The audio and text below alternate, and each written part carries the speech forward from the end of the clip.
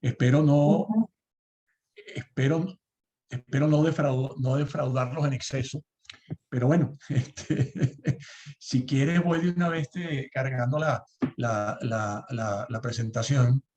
Sí, por favor, Eh, por favor. Todas las preguntas pueden hacerlas a través del chat. Ahí ya estamos viendo la presentación, Laszlo. sí, bueno, yo estimo unos 20 a 25 minutos.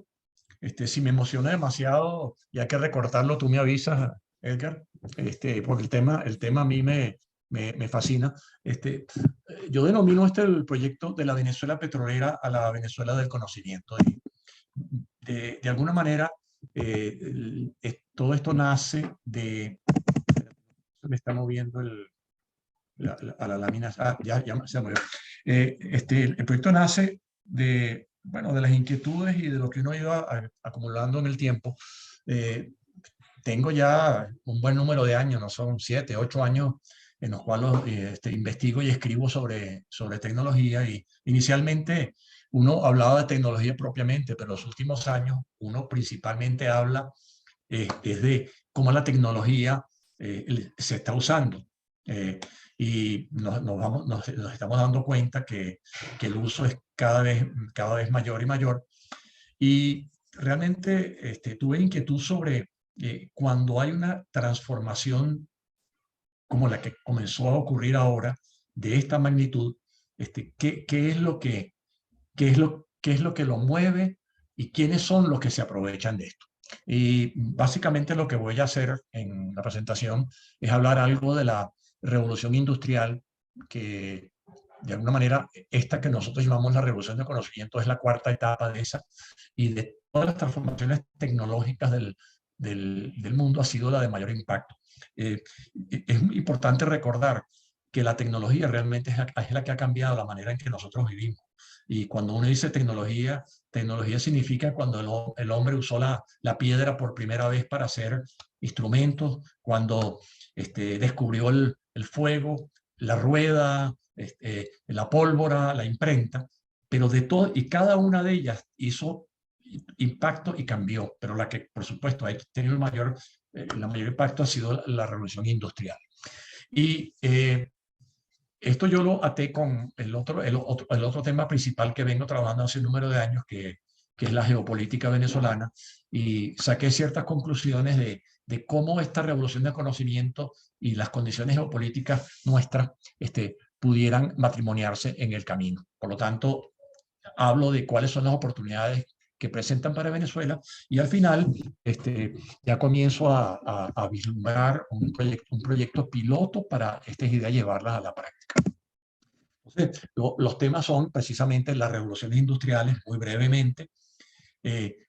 Quizás para muchos es obvio, pero voy a tocar algunas de las cosas del mundo del futuro para que veamos cómo, cómo va a ser nuestro mundo en 1, 2, 3, 5 a 10 años, qué es la revolución de conocimiento, y dentro de los factores que son determinantes, aparte de la innovación, la educación es muy importante. Por eso toco el tema de la educación para el futuro, y un material muy, muy atractivo que habla de cuáles son las habilidades que se requieren para este mundo del futuro. Y de allí entro, bueno, si yo quiero transformar una sociedad, ¿cuáles son las barreras que se presentan?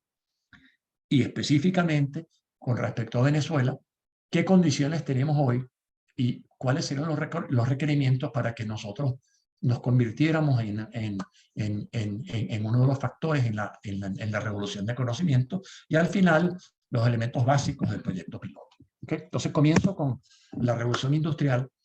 Ella comenzó hace 300 años, comenzó realmente a impactarnos fuertemente a partir de los 200. Nace con la máquina de vapor transformando siendo utilizada para los telares, y eso sacó a la gente de trabajar en su casa a crear las primeras fábricas. Y de ahí en adelante, las consecuencias demográficas brutales. Pasamos en el mundo entero de sociedades rurales a sociedades urbanas. Las económicas, bueno, uno a lo mejor olvida, pero bajo la revolución industrial nace el comunismo, nace el capitalismo, nacen los sindicatos. O sea que muchas de las cosas con las que vivimos hoy vienen precisamente de eso. El aspecto social, el preocuparnos por elementos de cómo vivimos, el ambiental, que desde el punto de vista ambiental la revolución industrial no ha sido necesariamente la más positiva.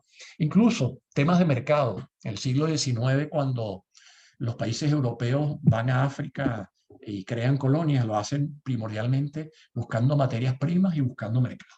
Y finalmente, por mencionar otra de las áreas de las transformaciones mayores, el área de educación. O sea, en el área de educación los cambios fueron enormes, enormes, enormes. Básicamente la gente empezó a ir a escuelas cuando antes era algo muy, muy, muy limitado. Entonces, esto un poco para darnos idea de que probablemente el mundo se transformó más en los últimos 300, 200, 100 años que en los miles de años anteriores. Esa es la revolución y estamos en un cierto momento. De hecho, se identifican como 3 etapas hasta ahora de la revolución industrial. La tercera es la que se denomina digital, que comienza a mediados del siglo pasado, estamos hablando de unos 50 años, y hoy en día ya comenzamos la cuarta etapa, que sería la revolución de conocimiento.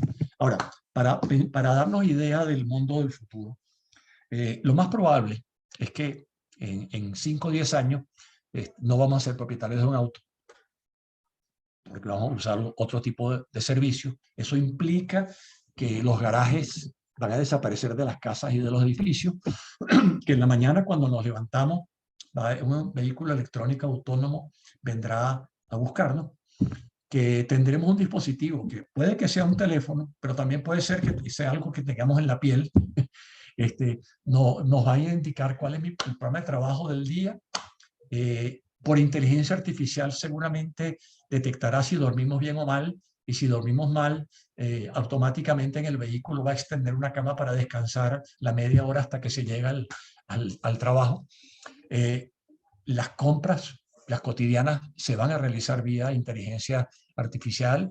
El tema de salud, el no hacer un diagnóstico de inteligencia por vía inteligencia artificial va a ser considerado mala práctica. Y de hecho, por ejemplo, para comprar ropa, en lugar de ir a un centro comercial físico como el Sambil, seguramente iremos a uno de realidad virtual, donde un avatar, un gemelo digital, tiene nuestras medidas exactas y vamos a escoger la prenda que queremos. Habrá escaneos anuales del cuerpo y ya hoy en día hay ya experimentos de cerebros conectados para manejar temas de computación. Bueno, los cerebros van a estar conectados de forma fluida con la nube. O sea, démonos cuenta que en los próximos 5 o 10 años las transformaciones van a ser extraordinariamente importantes. Pero además de eso, y es una característica de los impactos de la tecnología, porque la tecnología cuando hace un cambio genera otros que no necesariamente están asociados al elemento que lo hizo. Entonces, aquí en esta lámina, y no voy a entrar en cada una de ellas, le estoy indicando 20 tecnologías que este año, en el año 2022, cada una de ellas está desarrollando y va a traer soluciones. Bombas de calor, que es básicamente neveras que en lugar de calentar enfrían, agricultura vertical, los ejercicios hechos con realidad virtual. Bueno, las vacunas ya sabemos lo que ya adicional a COVID va a haber. Ya están a punto, dicen que este año van a ser los primeros implantes de hueso, el hueso impreso por 3D. Y bueno, simplemente vean, o sea, esto hay una, de verdad, yo lo llamo tecnología en efervescencia, las cosas se están moviendo porque se han dado condiciones para que todo esto ocurra. Todo esto es mencionado, lo menciono porque significa que nosotros estamos viviendo un momento emocionante, pero un momento difícil, un momento de cambio mayor. Esta cuarta revolución industrial va a cambiar todo porque originalmente la industrial realmente fue afectando a la industria. Va a cambiar las empresas, los ciudadanos, los productos, la forma de trabajo. Y lo más importante es que, y esto lo reflejan casi todos los estudios que he visto publicados, que se espera que en los próximos 10 años todos los sectores de la economía global van a ser transformados. En otras palabras, los que son líderes hoy dentro de sus diferentes sectores, trabajando de la manera que han venido trabajando, todos van a estar en duda de poder mantener el liderazgo por la transformación que viene. Por supuesto, la revolución industrial no le llega a todos los países y a la sociedad al mismo tiempo, ni con la misma intensidad. Ahí, la tercera revolución industrial, hay países donde llegó 150 años después, porque va a depender de las condiciones que cada país tenga. ¿Okay? Entonces, tocamos el hecho de que estamos en el medio de una transformación mayor. Esa transformación mayor, y ya mencionamos que es la del conocimiento y cuáles son los cambios, y uno se pregunta, bueno, yo como sociedad, como país, ¿qué requisitos tengo para poder entrar a esta revolución y aprovechar esta revolución de conocimiento? Bueno, hay dos de ellos que son, vamos a decir, físicos, de hardware. Conexión de banda ancha y dispositivos para poder comunicarse con. El resto no son temas duros, son temas blandos. ¿Cómo rompo las barreras del cambio? Porque el ser humano, por naturaleza, ¿cómo abro los elementos para que haya innovación? ¿Y cuál debe ser la educación que se necesita para poder aprovechar esta revolución del conocimiento? Y por supuesto, todo esto dentro de un ámbito apropiado. O sea, en otras palabras, veamos que el tema de lo que se necesita duro es relativamente poco. Lo otro tiene otras connotaciones. ¿Okay? Y precisamente mencioné educación porque la educación es el medio a través del cual se va a poder llegarle a la gente para hacer esa transformación y esa preparación.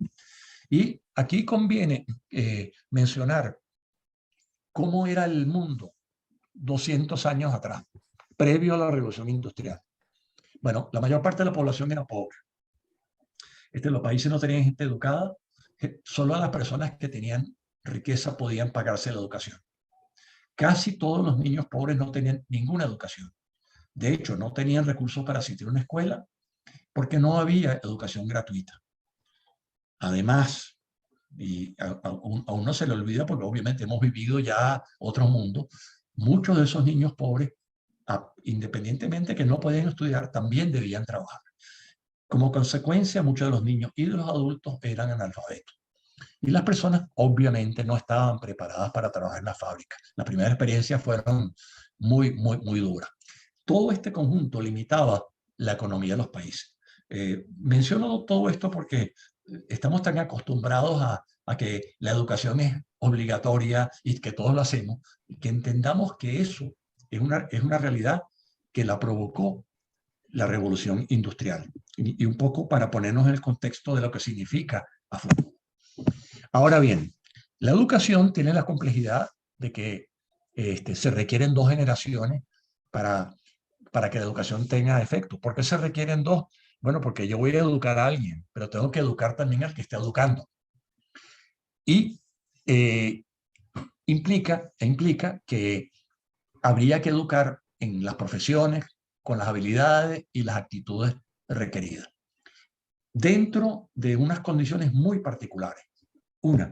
Hoy en día ninguna sociedad, ni los países más ricos de Norteamérica, Europa, Asia, están preparados para esta transformación en la cual ya comenzamos y en la cual estamos. Y la otra es que jamás antes ha habido una transformación de esta magnitud y mucho menos de la velocidad a la cual está llegando y nos va a impactar. ¿Okay?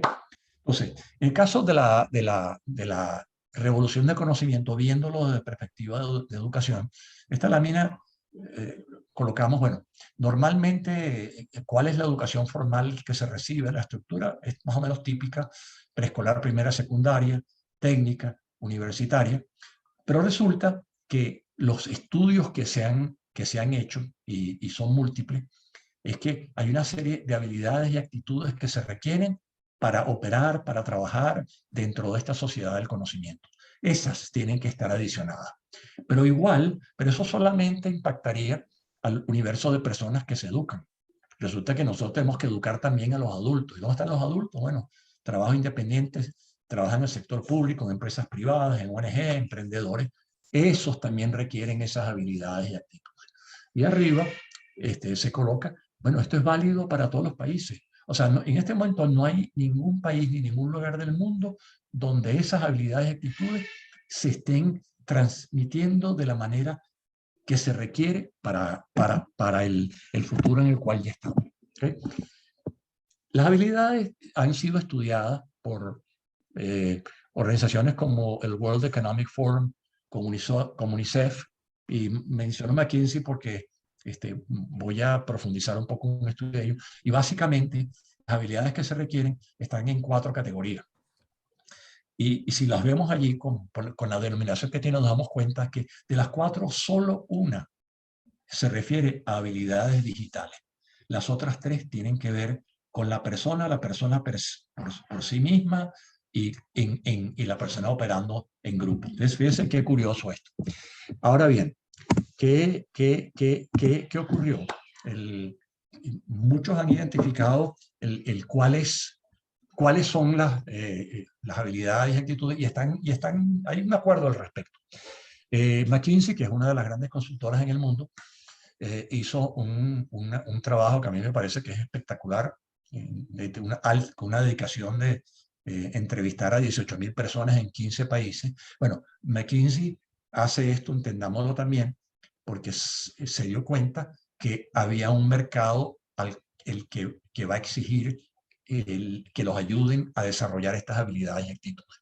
Entonces ellos en ese estudio profundizaron mucho más que los otros. O sea, no solo entraron a decir, bueno, cuáles son, sino identificaron cuáles son los trabajos que se van a perder, cuáles son los que van a crear, pero además de eso, para las habilidades dijeron, bueno, vamos a identificar las que le dan más valor a los sistemas automatizados y a las máquinas inteligentes. Vamos a ver cuáles son las importantes para operar dentro de un ambiente digital. Y además, ¿qué habilidades se requieren para que la persona desarrolle adaptación continua? Es importante esto porque ya mencionamos antes el impacto que tiene el cambio. Entonces, esa adaptación continua la evaluaron en función de las habilidades que requiero para conseguir empleo, las habilidades que requiero para crecer en empleo, para tener mejor ingreso, y además, cuáles son las habilidades para tener mayor satisfacción en el trabajo. Creo que todos ya estamos conscientes de que uno es exitoso en aquellas cosas que le gusta hacer. Su estudio llevó a identificar 56 habilidades fundamentales y las analizaron esas habilidades, los trabajadores de hoy, hasta qué punto las tienen, lo midieron contra resultados. Es un trabajo de verdad muy, muy bien hecho.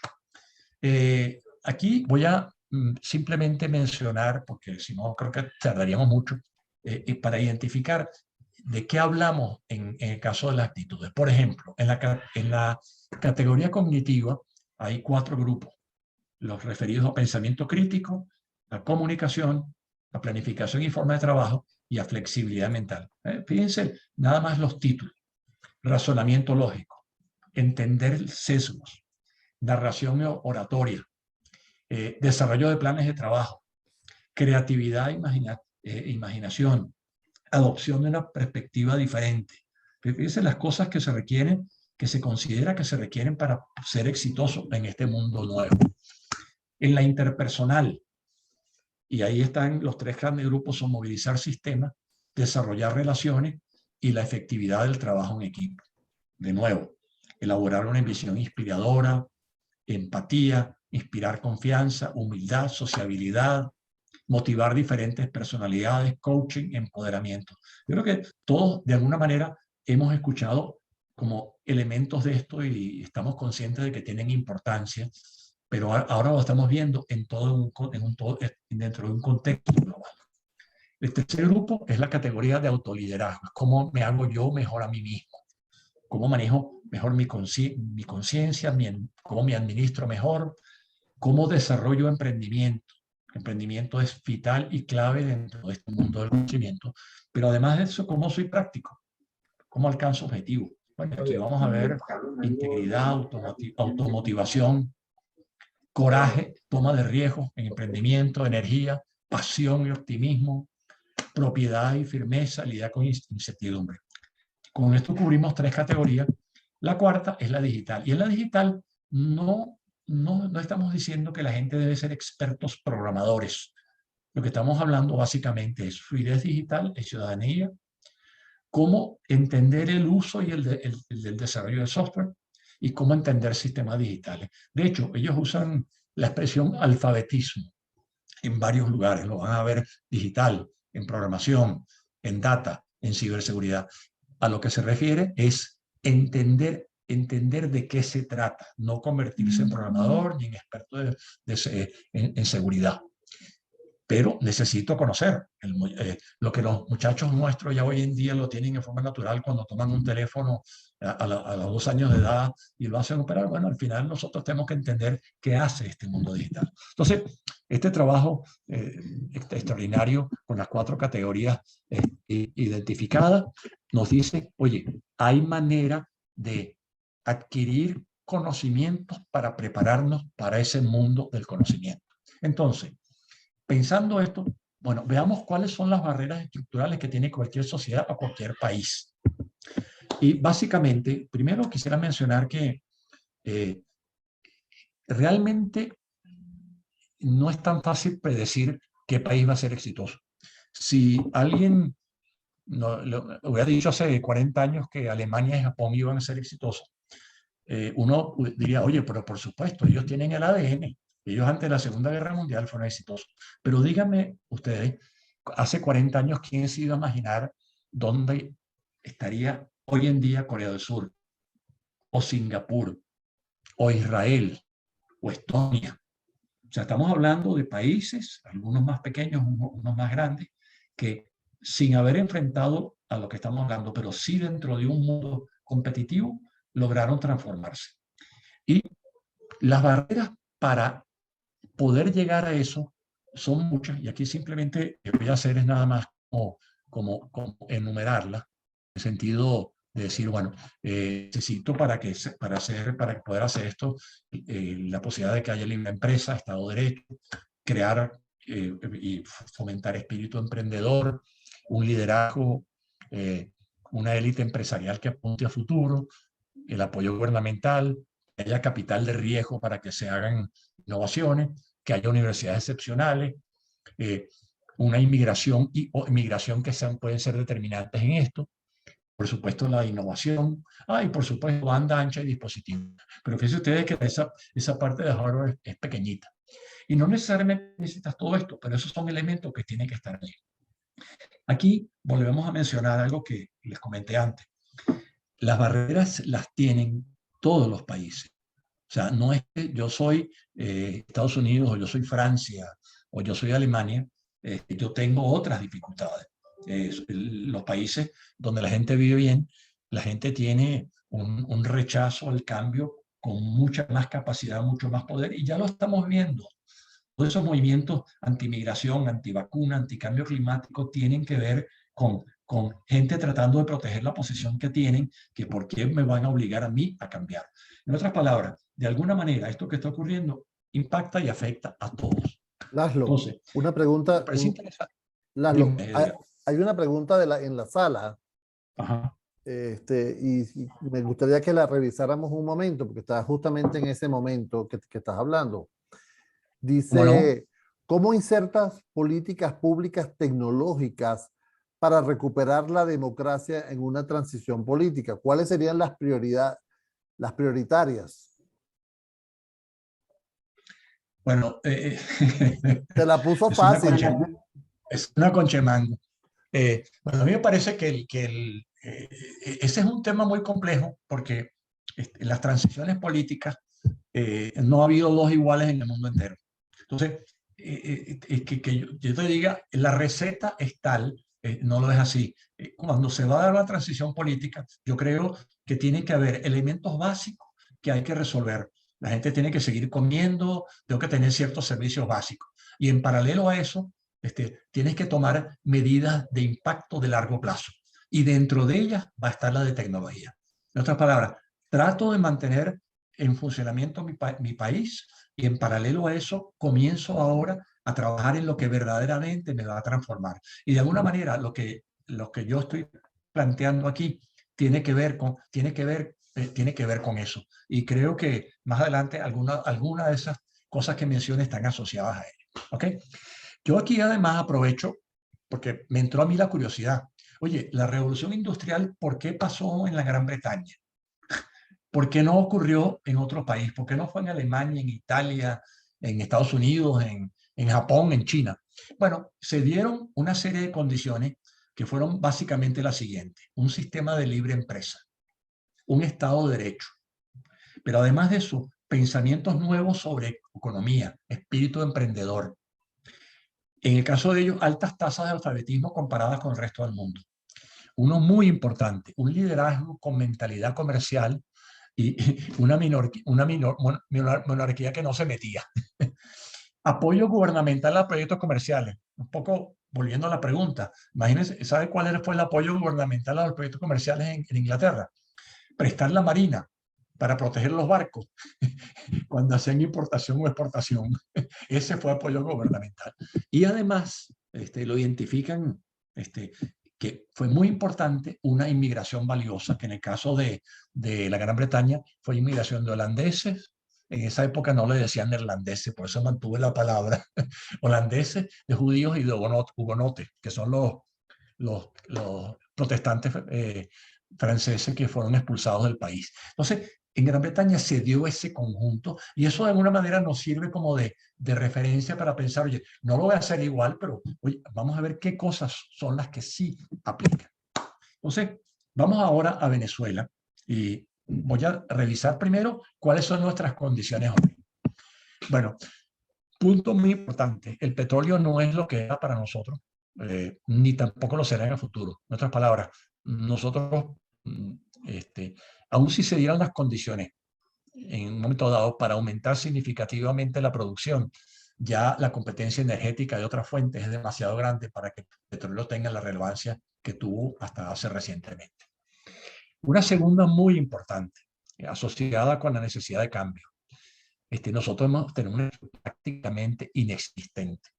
O sea, no hay, cuando vas a hacer una revolución de conocimiento, tienes que derribar estructuras. Aquí están derribadas, no hay que derribarlas. Una tercera, muy importante, la supervivencia ha cambiado nuestra población. Nosotros hemos tenido que acostumbrarnos, a otras cosas, a sobrevivir e incluso, solo como referencia, el venezolano hoy en día quiere la empresa privada y no la pública. O sea, hay unos cambios muy grandes dados allí. Una siguiente muy importante, el venezolano ha demostrado ser emprendedor, tanto el venezolano dentro de Venezuela como fuera de la diáspora, y además emprendedor bajo condiciones extremadamente difíciles.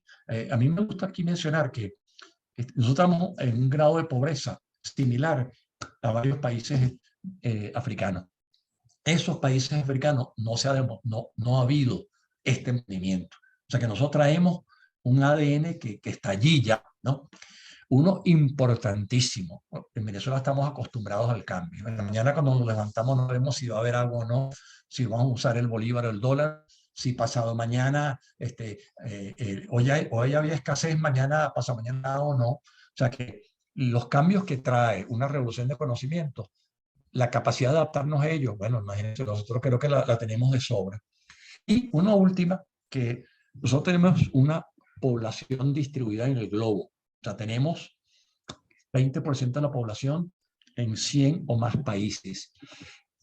Y todavía hoy día muy conectados a Venezuela. No sé cuántas chats de WhatsApp debe haber por allí, pero debe haber unos cuantos miles o cientos de miles. Lalo, hay si otra eso, pregunta, hay otra pregunta ahí, ¿no? ¿Dónde dejas, dice, dónde dejas las compañías que se han retirado de Venezuela, sobre todo las tecnológicas, para ponerles escenarios acordes a lo que significaría negocio para ellos, tomando en cuenta que el venezolano quiere la empresa privada? tienes que crear las condiciones para ello. O sea, sin duda, y parte de lo que voy a hablar en los requerimientos precisamente se refiere a eso. ¿Okay? O sea, obviamente no podemos hacer esto solo, hay cosas que se requieren. Entonces, Vamos un poco a qué es lo que se requiere.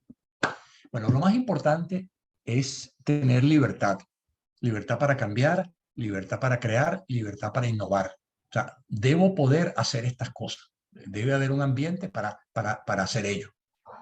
Nosotros tenemos que llegar a un punto en el cual la riqueza sea consecuencia de la apuesta por el conocimiento.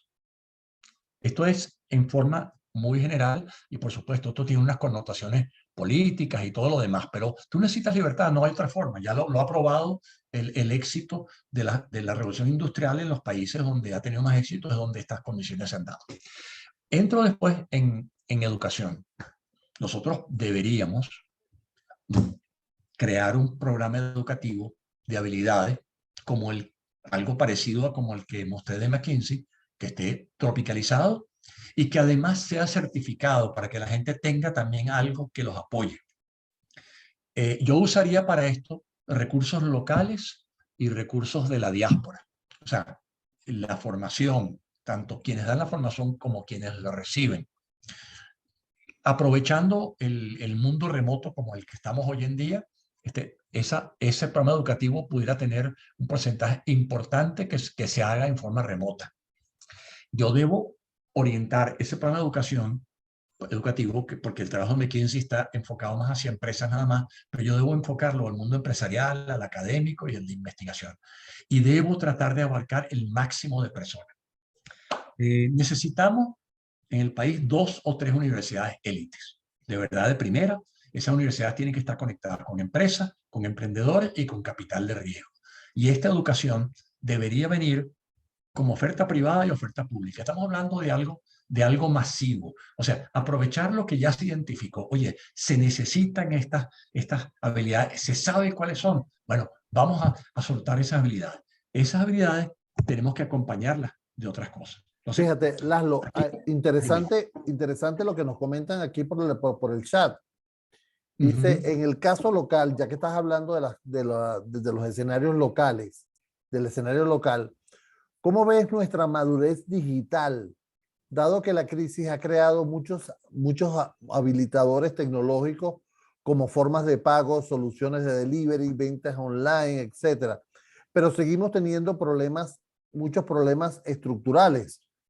Yo creo que ese punto es interesantísimo para tomarlo en cuenta a la hora de un desarrollo, lo que hemos avanzado por motus propio, ¿no?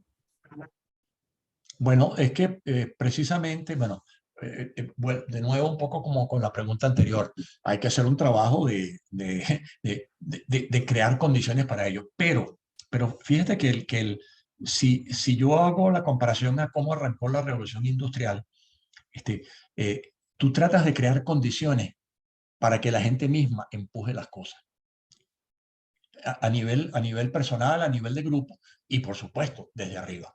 Ahora, aquí hay algunos puntos que son muy importantes para Venezuela, que son condiciones particulares nuestras. Ya tocamos el tema de que no tenemos estructura que derribar, de que estamos acostumbrados al cambio, pero nosotros tenemos que aprovechar una ventaja competitiva. Nosotros tenemos el 20% de la población fuera de Venezuela y en lugar de considerar que la perdimos, debemos integrarla para ganarla. De esa manera cubrimos todo el globo y fíjense que es interesante que esta revolución del conocimiento no respeta fronteras físicas. Venezuela no debemos pensar en ella como 912.050 kilómetros cuadrados. Venezuela hay que pensarla como los venezolanos que están en el mundo entero e integrarlos a esto porque nuestra diáspora es una diáspora muy reciente y es una diáspora que no se ha desconectado del país y que además tiene necesidades también de poder sobrevivir y crecer en los ambientes en los que están y yo los vería como un conjunto. Yo menciono aquí ahora, yendo un poco a la pregunta también anterior, bueno, ¿qué necesito realmente dentro de todo esto? Bueno, yo necesito banda ancha en todo el país, que por cierto, eh, hay desarrollo de banda ancha en todo el país, sorprendentemente en casi todas las ciudades, incluso en sitios como el Vargas que no nos imaginábamos, están apareciendo ofertas. Pero por supuesto, tenía que ser algo más grande todavía. Y por supuesto que la gente tenga dispositivo. Ahora bien, desde el punto de vista, nosotros necesitamos emprendedores y empresarios que respondan a un cambio cultural, que dispongan de seguridad jurídica para operar, que puedan inventar y que lo hagan y que tomen riesgo. Y yo contaría con emprendedores y empresarios venezolanos y extranjeros, no importa, lo que tienes que hacer es desarrollar el país, crear condiciones para que esto funcione. Entonces, necesito también capital de riesgo para innovar, porque no basta nada más con que yo dé educación, yo tengo que crear condiciones para que de esa educación los que se les prende la chispa y son capaces de actuar, poder ayudarlos. Entonces, Mira, dime.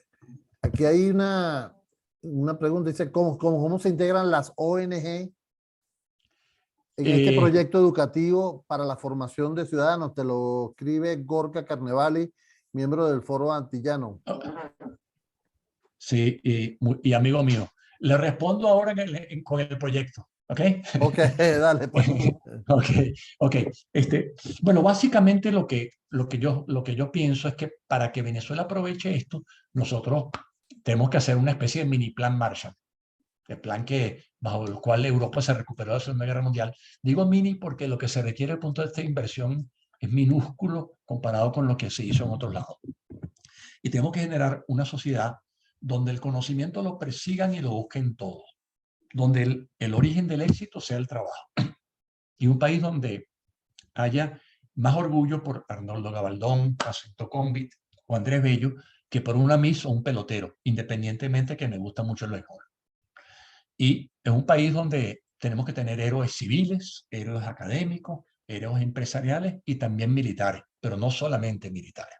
¿Okay? Entonces, esto es un poco como la de transformación, lo estoy planteando de una manera muy general. Yo, de hecho, estoy ya completando, esto arrancó como una presentación, ya tengo un documento escrito como al 90% que lo soporta.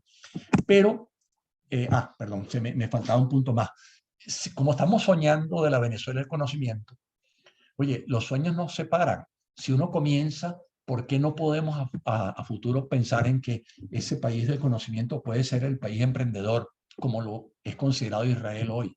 O puede ser el país digital, como es Estonia hoy, que incluso hasta tiene residencias digitales y tiene blockchain para recoger toda la información de la gente. O sea que el límite, una vez que tú entraste en esto y creaste las condiciones para innovar,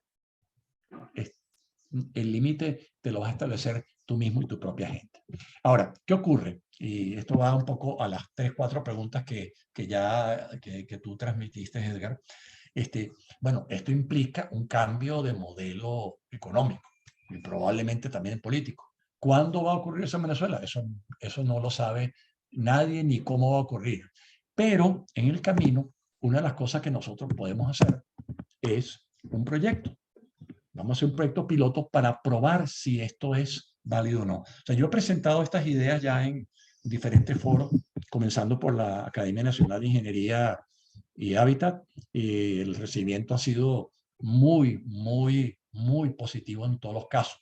Pero al final, una son las ideas y la otra es probarlo. Entonces, yo lo que estoy trabajando ahora, y ahí van a entrar ONG, como lo que preguntó Gorka, yo lo que propongo es, vamos a crear un equipo humano, proyecto que tenga un equipo humano multidisciplinario, donde yo tenga una capacidad de manejo empresarial, haya un área de innovación, una educación, de relaciones humanas y de tecnología, que desarrollemos un programa de formación en habilidades y actitudes para el contexto venezolano, o sea, esas mismas ideas que ya se identificaron cuáles son, bueno, cómo aplican aquí en Venezuela, formar un equipo de instructores y hacer una selección de un grupo representativo de los venezolanos, que incluya venezolanos locales y de la diáspora.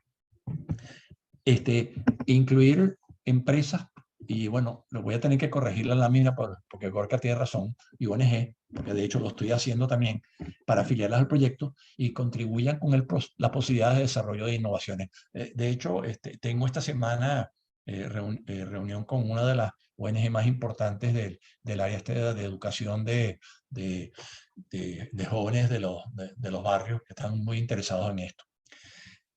¿Qué más tenemos que crear? Bueno, un centro de innovación donde haya una cantidad de capital de riesgo Y una vez que conformamos todo esto, ejecutar un primer programa que se puede ejecutar bajo las condiciones existentes y en función de ese primer programa evaluar resultados, ajustarlos y preparar planes para el futuro. Yo, además de eso, tengo aquí toda una lista de lectura. Algunas de ellas tienen que ver con artículos que yo he publicado, pero otros tienen que ver con información que me parece que es interesante a esto. A mí o sea, un poco como para cerrar, porque ya hasta aquí llega la presentación.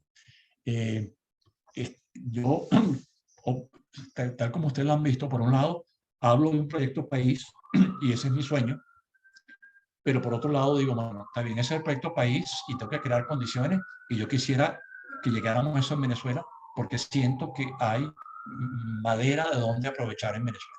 Pero por otro lado, la ejecución de un proyecto sería altamente beneficioso porque nos permitiría probar y ajustar las ideas que están aquí y puede ser la base para irlo expandiendo progresivamente. Así Lalo, que bueno, muchas gracias por la paciencia. por favor, interesante. Los comentarios han sido muy interesantes, sobre todo dónde se ponen en contacto contigo, cómo pueden aportar. Primero, ¿dónde se ponen en contacto contigo?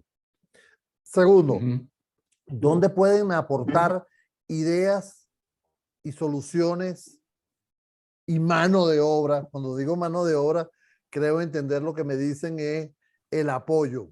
¿Ok? Entonces, ¿cómo hacen las personas para participar contigo?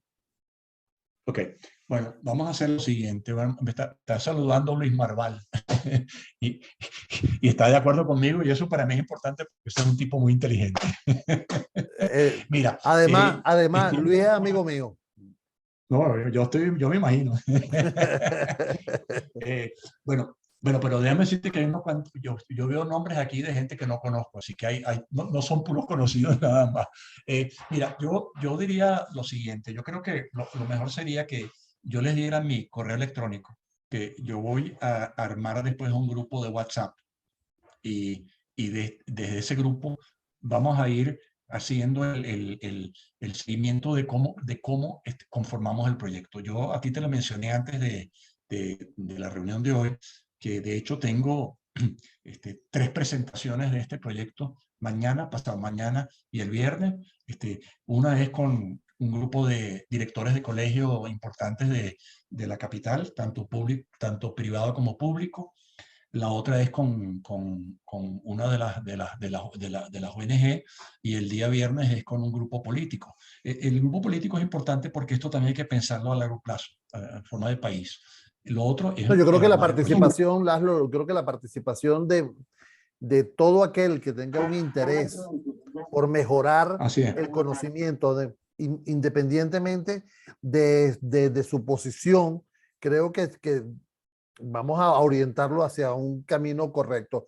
Te manda saludos también Gabriel Reyes, que está en sala. También te Bueno, manda. eso me alegra y espero que le haya gustado porque también su opinión la respeto mucho. Mira, yo diría que lo mejor sería mi correo electrónico para ir armando el grupo. El correo electrónico es lbeque, o sea, la L de Laszlo, Beque, BEKE, @bequesantos.com. Me parece que es lo mejor. Y yo de ahí, el que me escriba, yo voy a armar el equipo. A mí sí me interesa. O sea, yo tengo interés en promover el proyecto voy a buscar tanto capital de trabajo, pero particularmente la gente que quiera trabajar en esto. Obviamente, el capital de trabajo lo va a necesitar porque no es una cuestión de que voy a educar para educar. Vamos a educar para crear las condiciones para poder innovar y poder aprovechar. Tú mismo mencionaste antes, oye, este país en estos 2 años, a pesar de todas las dificultades, muchas cosas se transformaron. O sea, ¿cuántas soluciones basadas en el mundo digital no aparecieron? O sea, impresionante, a nivel de pago, a nivel de despacho de mercancía, cuando tú entras a una tienda. Y eso es teniendo las condiciones contrarias a lo que se requiere. Entonces, imagínate tú si uno crea las condiciones apropiadas, lo que se puede hacer. Los venezolanos, el éxito que han tenido fuera de Venezuela, un grupo de venezolanos, igual que hay un grupo grande que necesita asistencia. Entonces, yo creo, yo siento que si uno ve el éxito de Inglaterra, dice, para Inglaterra fue importante esos grupos de inmigrantes. ¿Por qué? Porque el inmigrante trae energía. El inmigrante no le tiene miedo al cambio, lo necesita, tiene que adaptarse a él. Bueno, en el caso nuestro, no son los inmigrantes, son los emigrantes. Y son inmigrantes que todavía son parte de Venezuela. Justamente, y ese era un punto que quería que hablaras un poquito, porque mencionaste a la diáspora y a la diáspora venezolana y no venezolana, que también estuvo, que ha participado aquí, porque vamos a ser justos. Venezuela se forma por esa diáspora que llega a Venezuela y es justamente esa gran población la que hace de Venezuela en los años 60, 50, 60, una potencia latinoamericana. Entonces, ¿qué esperas tú de esa diáspora venezolana para que se incorpore a esto? ¿Qué esperarías? Yo creo que, o sea, yo la trataría como si fuera parte de Venezuela y le ofrecería lo mismo que ofrezco aquí para ellos ser exitosos, aquí o afuera, porque al final, para nosotros, el éxito de ellos también es importante. ¿Tú te acuerdas, precisamente tú que mencionaste los inmigrantes que vinimos en los años 50? Bueno, ¿cuánto negocio no le trajo a Italia los italianos que llegaron? Sí, Porque es así. O sea, son las conexiones naturales. Además, la tecnología nos ha hecho un mundo globalizado. Quizás no estamos totalmente conscientes de ello, pero incluso esta guerra estúpida allí en Rusia y Ucrania por territorio es una idiotez. O sea, el mundo es un mundo que va a tener, por supuesto, límites físicos y que no será igual el ucraniano al polaco. Pero las conexiones, la información, el éxito, las cosas que yo desarrollo, ¿cuánta gente hoy en día no está desarrollando negocios que van más allá de Venezuela? totalmente. Si no tienes ningún inconveniente para eso, están dadas todas las condiciones. Entonces, esos venezolanos, bueno, yo tengo además experiencia personal de, por ejemplo, en España, cómo aprecian al venezolano en el área de tecnología, que, bueno, es el mundo de uno. Bueno, entonces, bueno, eso es lo que hay que aprovechar. Y si tú creas las condiciones aquí, ya una vez que, vamos a decir, más allá de un proyecto individual, el día que el país dé un cambio, bueno, las cosas pueden crecer mucho más rápido de lo que uno se imagina. Mucho más rápido. Aquí dicen una pregunta que me hacen directo al WhatsApp. Me dice, tú hablas de dos generaciones. ¿Estamos hablando de 50 años para ver un cambio en Venezuela? No, no, porque yo precisamente es que me refiero a lo siguiente. Esas dos generaciones que requieren un cambio absoluto del sistema educativo, nosotros tenemos que hacerle un bypass. Y parte del bypass es precisamente hacer esa formación en las actitudes que se requieren para el futuro y aplicarlo a todos los elementos, tanto al sistema educativo como a la gente que está trabajando hoy en día todavía. O sea que yo digo que si la educación la vemos en la forma tradicional, son dos generaciones. Si la veo con lo que puedo hacer hoy, usando tecnología remota, identificando esas habilidades, dándoselas a todos y creándole condiciones para aquellos que quieran, que tengan capacidad para innovar, dándole condiciones para que esas innovaciones lo lleven a la práctica, yo voy a dar unos pasos enormes y voy a de alguna manera recortar el espacio. Ahora bien, Edgar, cuando hablo del sistema educativo, por supuesto, yo puedo entrenar a 10 millones de venezolanos con las nuevas habilidades. En paralelo a eso, voy a tener también que meterme a ver cómo cambio los programas educativos, más allá de esto. cómo debe ser la primaria, la secundaria, cuáles son las carreras universitarias que debo tener. Fíjate que es curioso que cuando le hice Yo creo la que debe presentación abrirle a la la academia, puerta, debe abrirle la puerta que te está tocando la puerta. por supuesto, No, es no. así, es así, es Pero así. mira, pero fíjate en Fíjate que algo. cuando, Ajá. ajá, No, no, dime, pero no, perdóname. que cuando hice la primera presentación se la hice en la academia y yo puse eso de las dos o tres universidades élite. Bueno, ¿por qué? Porque nosotros en Venezuela nos hemos dedicado a crear sopo 200 universidades, e hicimos eso en una o dos generaciones, eh, pero al final, si tú quieres desarrollar bien cosas muy sólidas, tú necesitas tener universidades, dos o tres universidades de primera, a donde llevas la élite y esa élite la conectas con todo lo demás para que eso después permee hacia abajo. O sea que Claro, hay transformaciones. pero también tú lo decías, la conexión entre esas dos universidades importantes, pero con el sector privado o con el Total, sector sí, sí, sí, sí, y el sí. Y sector con capital de gobierno. riesgo. Y O con, sea, sí, sí, sí. garantizar de alguna manera que tanto el sector gobierno como el sector privado apoyen estas universidades, porque ese material, esa generación que está saliendo justamente de estas universidades con esa preparación, no se nos vaya. Así O es. sea, tenga un mercado de trabajo donde las condiciones, tanto de salario como de estabilidad, se Y si mantengan, se ¿no? van, Edgar, y si se van, que vayan a crear afuera y que lo conectemos con lo de acá. O sea, que yo no le pondría un lazo a nadie para que se fuera. Si nosotros creamos las condiciones apropiadas, va a haber gente que va a venir a vivir en Venezuela y nos va a sorprender cuántos no venezolanos van a venir también, si están dadas las condiciones. ¿Y quién debe vivir aquí? El que se sienta cómodo con lo que hay. Por supuesto, para vivir aquí en Venezuela hay que mejorar los servicios. O sea, hay cosas elementales en las cuales estamos fallando hoy en día que dificultan, pero fíjate que todavía nosotros quedamos en tecnología. Toda la cantidad de personas que trabajan en tecnología que lo están haciendo desde Venezuela. Por cierto, un buen porcentaje de ellos trabajando para empresas afuera. Bueno, eso es también un potencial. Bueno, podemos Estuve ver leyendo. ejemplos como la India, que muchos de los centros de soporte están en la India y están trabajando Mira, en remoto. y te voy a mencionar algo mucho más cercano. Ayer tuvimos una reunión con un ejecutivo importante en Argentina. Estamos en trabajo, en proceso de también expandir nuestro negocio. Que él es venezolano.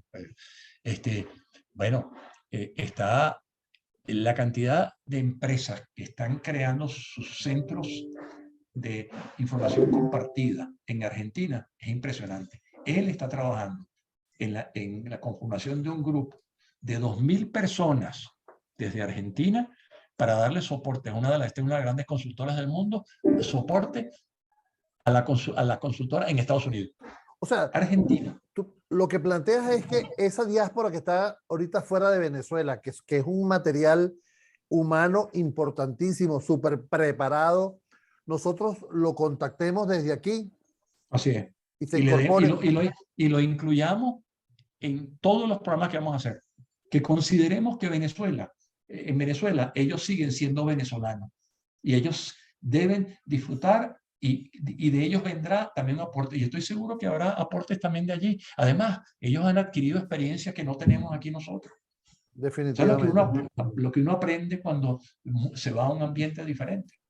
A mí la idea me motiva mucho. Estuve leyendo algunos de los comentarios y veo que hizo clic y de verdad, los que estén interesados en contribuir, yo voy a conformar el equipo, estoy trabajando en esto. Yo estoy muy emocionado con esto, la verdad. O Bueno, sea, déjeme decirle que yo estoy participando en ese proyecto desde temprano.